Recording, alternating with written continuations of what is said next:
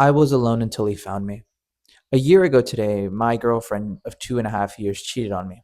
We were living together at the time, and we had basically everything shared. We shared almost everything. We also had our own pets. She brought them in. They were her cats, and I raised them as if they were my own. And a year ago today, she cheated on me, and I never felt more alone. And keep in mind, we still had to live together until the lease was over. So I was sleeping on the couch and she was sleeping in the bedroom. And every night I was crying. Every night I couldn't sleep. I was anxious. I was worried. I still cared about her. But I also was destroying myself at the same time. I was alone. And all I wanted was a hug. I wanted to be reassured that it wasn't my fault. I wanted to be reassured that everything was going to be okay. And I was just spiraling downwards again and again and again.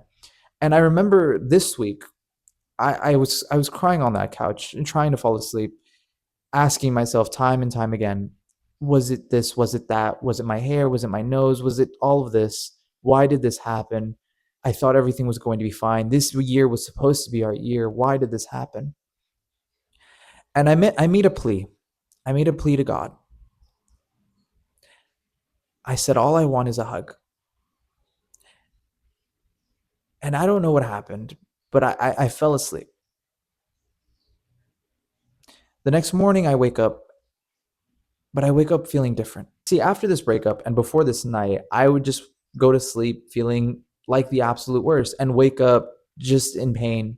Just my heart, my chest would still feel this ache. But this night, when I finally made that plea and I woke up feeling warm. I woke up feeling like I was comforted. Like throughout the night, I was hugged. I was told that I was going to be okay. I woke up the next morning feeling his presence. That was the first time I finally encountered God. And it was a feeling I couldn't understand. It felt warm, it felt nice. And I remember throughout that night, I would hear it. If I think about it now, I heard his voice, and it was just, it's gonna be okay. I'll be here. It was from that moment that I woke up that I told myself, I have to keep going. I have to keep trying. I have to keep moving. I can't just stay in this pit forever. I can't stay in this hole forever. It is going to be okay. I didn't have that reassurance for the whole week after the breakup and her cheating on me and me losing everything. I felt like I was defeated. Like there was no point in me anymore. And then I get reminded, no, there is a point. It hurts, and yes, it's going to hurt, but if you can keep going, I will make it the best for you. That's what I interpreted from feeling his warmth, from feeling everything that night, was if you just keep going, if you keep trying, if you keep doing what you're doing and try to live and try to do the best out of the worst, I will make it better for you. I will make it better. And that wasn't the only time I'd feel his presence. I felt it another time in May. And this was again me still trying to recover from this breakup, from moving out of that apartment finally, from not seeing her anymore, not being in that routine of the cats and everything like that, that I felt his presence again. And it was because she finally hard launched this new relationship with the dude that she told me after we broke up, I'm not going to get with him. He's just a coworker. It's just a friend. But deep down, I knew that it was already said and done. I knew that she was already going to go with him. It was on her birthday that I saw it. I was at the gym when it happened, and I was scrolling through Instagram, and I see a picture of her. It was her birthday party, all of her friends, and there she was, smiling as she could be. And this dude was wrapping her hands around her.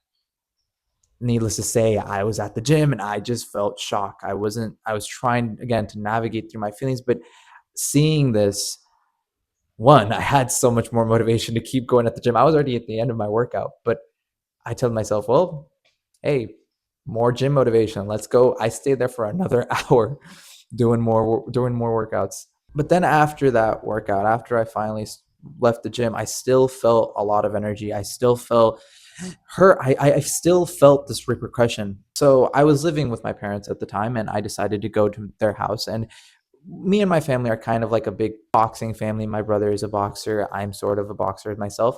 So we had a boxing bag or a boxing punchy bag. And I just immediately just grabbed my gloves and just started going at it. And I just started with each hit, letting it out, I still felt mixed emotions. I still felt mixed feelings, and it was obvious. I mean, it made sense. It only has been 2, 3 months since the breakup. Of course, I'm still going to have this. Of course, I'm still going to feel betrayed.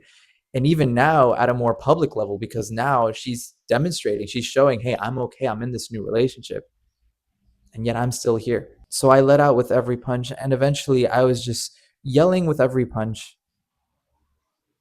I took my gloves off and I just started to cry. The wave already hit me. It was really finally over. And I remember there was a mirror outside. This was all happening outside. I looked at myself in the mirror and I was just crying. And in that moment while I was hurt, I was crying. I felt pain. I felt hurt. I then started to laugh. I then started to feel warmth. And I felt the same warmth that I felt on that night when I was sleeping on the couch. And then a voice, I heard a voice. All I would just keep hearing is, why are you crying? You're doing all what you need to do. You're doing the work. You're doing it all. Look at yourself. You are in a much better place. Stop crying. It's going to be okay. And I was laughing. I felt warmth. I felt okay. I felt reassured in that moment again. From that moment on, I knew it was going to be okay as long as I just keep going. Every day is a day closer. That's the motto he gave me when I woke up from that couch. When I woke up that first night after feeling his presence. For the first time ever, when I felt his presence, that's what I heard in my head. Every day is a day closer. I heard that every day, time and time again. He gave me that motto to reassure me that there is going to be a light at the end of the tunnel, but I have to get up every day and do it again and again and again. That's why I have this. Ever since then, I haven't looked back. I remind myself that even through the toughest of days, that every day is a day closer. And even though I was alone on that couch a year ago today, I wasn't fully alone. There was someone there helping me, guiding me, and telling me that if I can just put the work in right now, he'll make it up. He'll take it from there. But spoiler, I just put my head down, and up until July, I would just kept working and working and working on myself, on my life, on just trying to improve myself, trying to navigate my feelings, trying to navigate this breakup, trying to navigate it all. That in July, when it finally hit, which was my birthday month, it was like everything changed. Everything changed in my life like that month.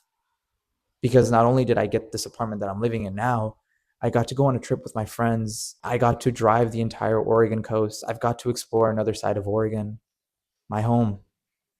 My other friends and I started to hang out a lot more. We have memories now that I will forever cherish. It was like a whole flip was switched. And then I remember hearing his words. I remember what God told me. And he said, if you put the work in now, I promise you that I will make the switch later. I will change it all. But you have to show me that you can prove it, that you can put the work in now. And so I did. And when the time came, he showed me. And since July of last year, I knew that it was going to be okay. These feelings wouldn't fade. These feelings wouldn't go away. I know that. But I knew that if every day, if when these waves came, when this storm came, if I were to just navigate my feelings around it, if I were to just navigate myself around it, I would get through this storm. I would get through this and find the light at the end of the tunnel because I knew that every day would be a day closer.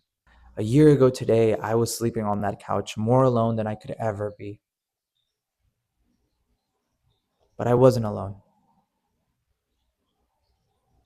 because he found me.